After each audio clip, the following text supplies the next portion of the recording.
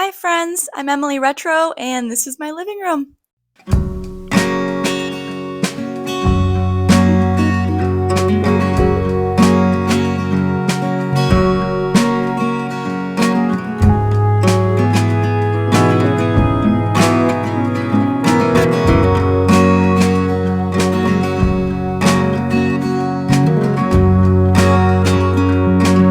My cat Libby has made an appearance. I bought this little lapel mic to pin to dresses, and then of course I picked a vintage dress that I adore but has no spot to put this lapel mic, so I will be holding it like a weirdo and pretending that I'm Britney Spears. Let's start the tour. By far the coolest and largest piece of furniture I own is this huge green bookcase. I'm 5'6", and you can tell just how tall it is. I found it in an antique store, and it was in a booth, and the guy happened to be there that was in charge of this booth. And I asked him how much I could pay him for it, and he said it wasn't for sale. And I was, low-key a little annoyed that it wasn't for sale. I waited a year and went back to that antique store, and the booth that I had gone into was now going out of business, and everything was 50% off. And this bookcase was marked $50, so I got it for $25. I was so excited that my patience was rewarded. I originally bought this bookcase to actually put books on and do a type of library effect down here, and I put it in here and grabbed a book and right away found out that books don't fit on these shelves. They're not adjustable. They're just, shorter than the average bookcase. I had to figure out another solution. I decided to make rainbow shelves, and the first time I ever did it, I did different types of knickknacks in rainbow order. Each shelf was a color, and then this year I did rainbow tins going diagonally. The knickknack rainbow version that I did originally was featured in Country Living magazine, which was super cool. I have a video all about being featured in magazines and how you can be featured too. I will link that below. So this looks like it's all tins, but actually it's not. Some of them aren't. Especially the purple ones. This isn't a tin at all. It's actually a Planters cheese puff container, and I wrapped it with purple fabric because purple vintage items are very rare to find. One of my followers actually sent me this one purple tin, which was super cool, but otherwise, purple is pretty rare. This bookshelf is so large that I didn't want to decorate it all, so I sewed a curtain out of a vintage sheet, and this is a tension rod, so I can move it in between shelves whenever I feel like it for different seasons. It really takes the pressure off decorating this entire thing from top to bottom, so if you have any bookcases that you don't want to decorate the whole thing, getting a tension rod and a little curtain is a great solution. This is a pink desk that I got at an antique store, and I have this desk chair that I just got for $4 at a thrift store. I have ephemera artwork that I made myself up here. They're all little paper pieces like postcards, greeting cards, cute old photos. I have instructions on my blog on how you can make them yourself. I make them for every season, and behind the frames is actually where I keep all the seasonal changes. So I've got Halloween and Christmas behind here that I'll just switch out. So I will link that blog post below so you can make your own.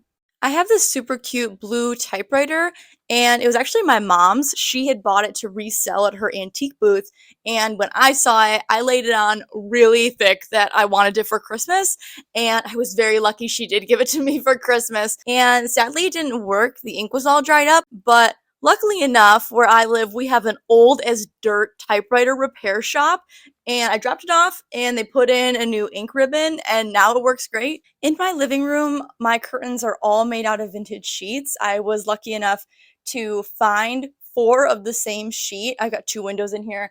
So these are 2 sheets, and then I have 2 sheets over there. And it took a while to find the same type of sheet, but I eventually got there. In front of the big window, I have 2 cushy armchairs. They are both from yard sales. The white one is not vintage. The yellow one is vintage, and it is my favorite. I love it so much. It's like velvet corduroy. My cats are obsessed with it. On both my chairs, you can see that I have 2 blankets on each because I am blanket obsessed. And if you love vintage blankets, then I have a video giving a tour of all the blankets I own. I will link that below. In between my armchairs is my one and only mid-century modern furniture piece. It is this record cabinet where I actually keep my records. It's very convenient. I love it. It's wood, and I'm not a big wood person. I definitely prefer color. So I added these colorful atomic starburst decals. They are actually just made out of cardstock. I did them myself. I also put them on my front door because that is also wood, and I wanted the two pieces of wood in my room to match. I think it creates cohesion, and I'm also incredibly lazy and have no interest in painting wood, but it also doesn't change the pieces. It keeps them original, especially my original 1960s front door.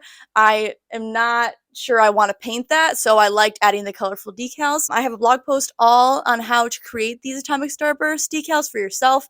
I will link that post below. Here's my green pie safe. It was one of the very first furniture pieces I ever bought. I love the garden green color. That's original. I paid $200 for it. And originally, pie safes were used to hold pies and other preservatives. You'd put a pie in here, and there'd be punch tin fronts, and then they would be able to cool a pie. This was like before the days of like having a fridge. And now I just use it to hold my decorations. There's original hooks, and I wonder if they were actually used for the purpose that I'm using them for, to hold teacups. In Halloween time, I put tiny little jack-o'-lanterns on there, and at Christmas, I put Santa mugs. So for the most part, I decorate exclusively with vintage items, but I do like to mix in new things as well. Like this is a little bird creamer that I got from TJ Maxx. Speaking of me using new pieces in my home, this is obviously not a real fireplace. This is electric. I bought it off of Amazon.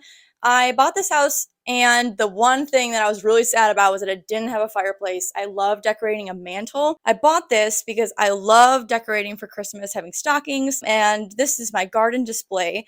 I have cute little seed packets here with butcher's twine and mini little clothespins. I make garlands all the time using this little starter pack of butcher's twine and mini clothespins. I will link those things below. I found this light purple shelf at a thrift store. It's the Habitat for Humanity Restore. It was originally a canning shelf, and the doors went all the way up, and we took the doors off and cut them in half so then I could display my decor on the top half and then have storage below. I have a little travel display on there right now, and it has my tin piggy banks. Up top is my really cute floral suitcases that I love. This couch is also not vintage. This is from IKEA. I've had it for 2 years now, and I love it. I had a bunch of secondhand couches, and they were all the worst. They were all uncomfortable or too big or lumpy, and I had had enough, so I bought a new one. It's great.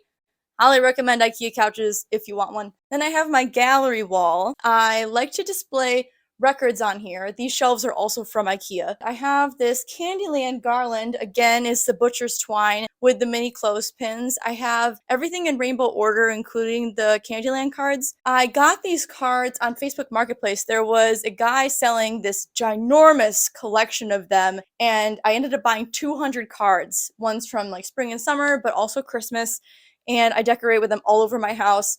But this garland was a lot of fun to make. It's insanely heavy. I can't believe how heavy all these cards were once I put them on. So this garland is loaded with poster putty. We will see how it goes when I take it apart. You guys are gonna think I'm obsessed with IKEA, but I promise I'm not. We were on our way out of an IKEA one time, and I had heard about the damage section, so I stopped by there for the first time, and this chair was there. It was in its original box, but the box was broken, but the chair seemed to be totally fine. So we bought it. It's a $300 chair, and we got a half off for $150. I love it. I love that it's neutral and that I can put whatever I want. Like I could put a Halloween pillow on here. I can put any type of quilt I want. And then I also love that it has little mid-century modern type feet. And this little ottoman, I originally bought it wood at a thrift store. We painted it and then put a little vintage pillowcase on top to reupholster it. This yellow end table I got at Allegan Antique Market. I got it maybe like, I don't know, 10 years ago. And I love it because I think it used to have glass in it. Maybe it was broken, I'm not sure. But the vendor, they put in this floral fabric, and I think it's just the cutest, sweetest touch. I think I'm going to keep this end table forever. And I also have these pink lucite grapes. I love them so much. I don't really like regular clear lucite grapes. When I saw these pink ones, I knew I had to have them, especially for only $5. I got these at the Allegan flea market, and I have a YouTube video with my finds from that flea market, so I will link that below. My coffee table I got on Facebook Marketplace. It's not vintage. I love it, and it has this little cubby here that I keep my snacks in. Don't tell anybody. I made this super cute table runner out of a vintage sheet, and I added pom-pom trim. I sewed it together. It was a fun little project. I'm excited to make ones for Halloween and Christmas. I will link the blog post below for how to do this if you want to make one yourself. Let me know in the comments below which part of my living room is your favorite. Thank you so much for watching my tour. Remember to like and subscribe. It helps me out a lot. Thanks for watching, friends. Bye!